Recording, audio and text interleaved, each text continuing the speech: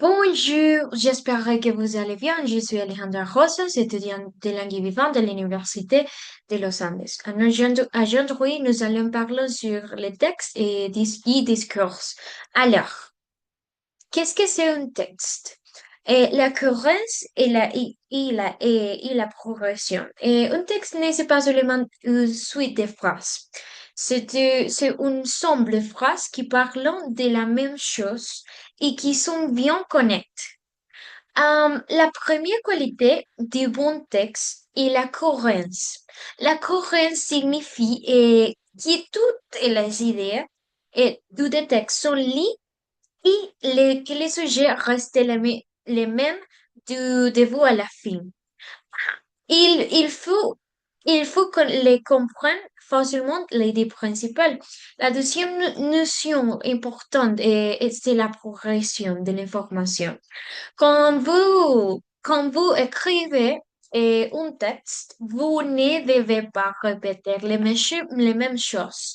Vous devez ajouter de nouvelles idées.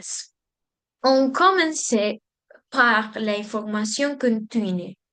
Puis ajouter l'information nouvelle pour faire avancer le texte, les lecteurs ou les auditeurs du pouvoir suivre l'évolution de l'histoire ou de l'idée. C'est essentiel pour ne pas être un jeu. Alors, par exemple, hier, j'ai vu un chat. Il était très gros et il mangeait un poison. La progression des sujets, c'est les chats. Alors, le deuxième exemple, c'est j'ai préparé un gâteau et ensuite je vais acheter les bougies. Les idées, c'est souvent logiquement. Alors, les connecteurs, alors la narration, la narration et les connecteurs et l'articulation de texte. Et pour la cohérence et la progression fonctionnent bien, nous avons besoin d'outils spéciaux qui nous appellent les connecteurs. Les connecteurs sont les mots et une des expressions qui font les liens entre la phrase ou entre les idées. Il a articulé les textes. Alors, c'est à dire qu'il montre la relation logique entre les différentes parties.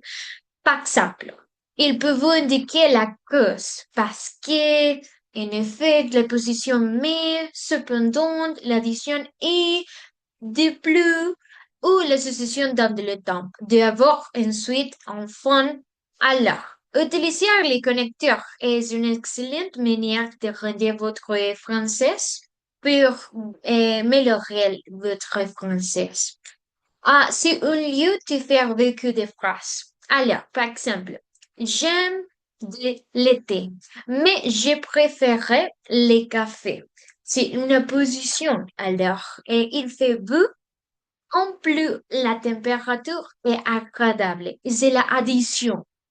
D'abord, je me révèle et ensuite j'ai mangé. C'est la succession. Alors, la reprise de l'information, les pronoms et les synonymes. Pour éviter de répéter les sens de les mêmes mots dans un texte, par exemple, ma, dire Marie 5 fois de suite. La langue française utilisait la reprise de l'information. C'est ce faire de remplacer un monde, un groupe de mots déjà dit par l'autre mot qui signifie la même chose. Cela rend le texte beaucoup plus fluide et agréable à lire. Et les mots jeunes les plus courants et l'utilisation des pronoms, ou les lieux répéter les noms Marie, vous utilisez les pronoms elle ou la. De même, pour éviter la répétition, on utilise des synonymes, des mots qui ont des sens proches. Par exemple, si vous voulez parler d'une voiture, vous pouvez les remplacer plus tard par l'automobile ou les véhicules. Alors, par exemple, j'ai vu mon professeur, il m'a dit bonjour. c'est les remplacements par les pronoms. Le deuxième exemple, c'est le chien a vol et l'animal est très voyant. C'est remplacé par synonyme. Et tu manges le chocolat et cela n'est pas bon pour la santé, repressé ou d'une idée. D'accord. Et alors, la narration et la description.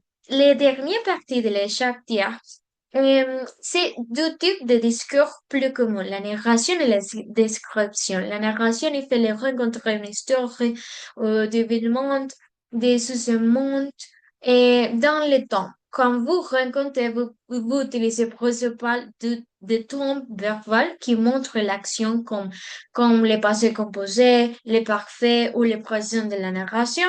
L'ordre de les actions est très importante dans la narration. Et la description, par contre, c'est le peindre d'un tableau à donner les détails sur la personne, le lieu ou un objet. Le temps verbal, le plus souvent utilisé est l'imparfait car il décrit une action qui durait au décor. Alors, par exemple, j'ai visité la ville. À la description, la ville était grande et belle. Alors, exemple de la narration. Hier, je suis allée au marché, j'ai acheté dans les fruits et puis je suis rentrée à la maison. Action qui se souvent. Alors, l'exemple de la description, c'est la maison est très grande, les murs étant et blanches et le jardin c'était bon, imparfait pour décrire. Alors, merci, j'espère que pouvez vous pouvez aimer les vidéos. Alors, merci. Au revoir.